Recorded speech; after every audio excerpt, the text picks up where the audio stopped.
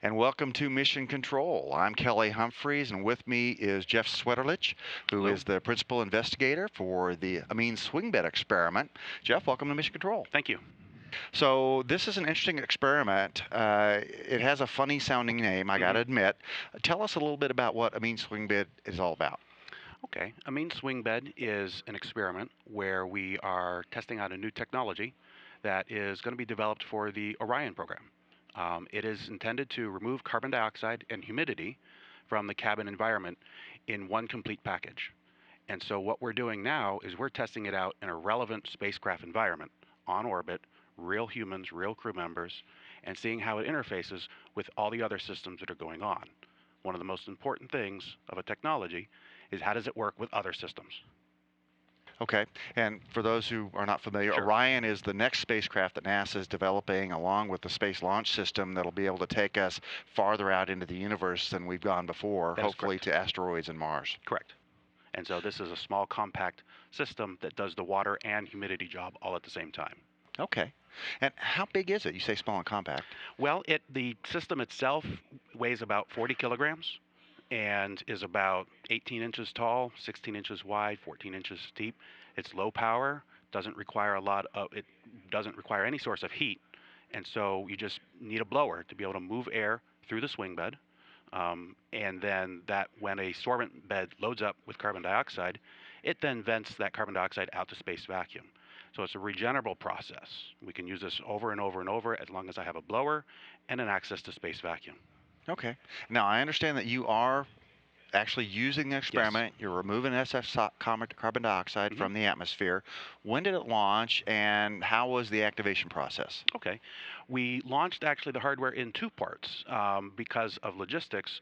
We flew the heart of the system, the swing bed itself, back in probably 3 years ago. And then 2 years ago, we launched on the last shuttle flight the remaining hardware, the blowers, the heaters, the controllers.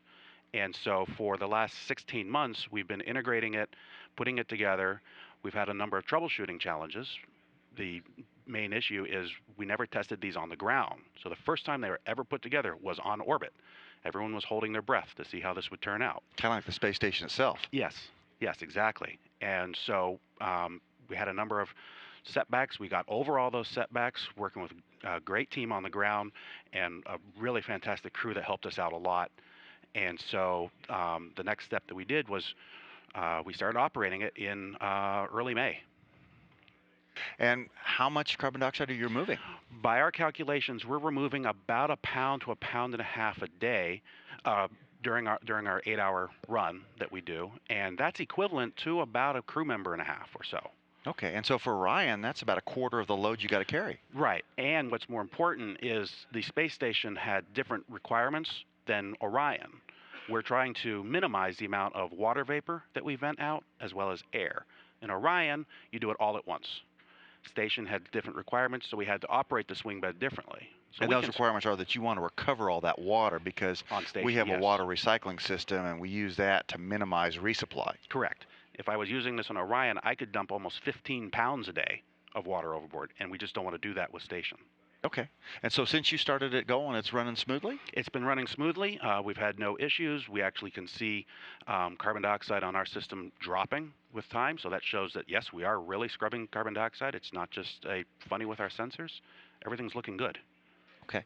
And obviously, this is really important to the future human exploration outside of the Earth Moon system hmm because when you go farther, you've got to have low power systems that do this kind of job. Everybody remembers Apollo 13, Right. and one of the big issues they had was scrubbing the carbon dioxide after the accident. hmm After the accident, they had to make a special kludge to put the right filter.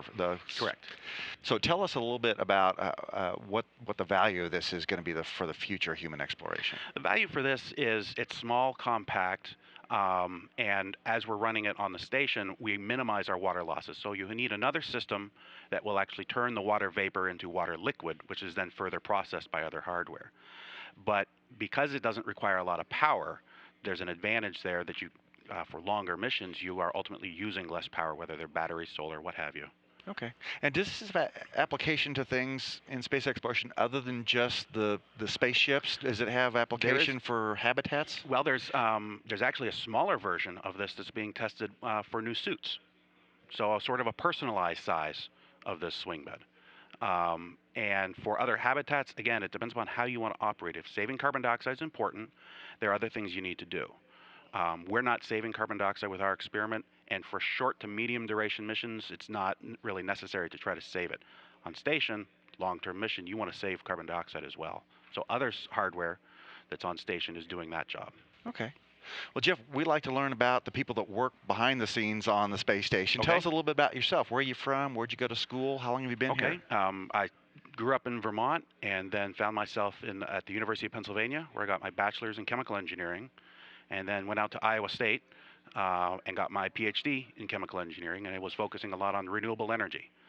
I knew somebody who knew somebody who knew somebody, and I came to NASA a little over 8 years ago.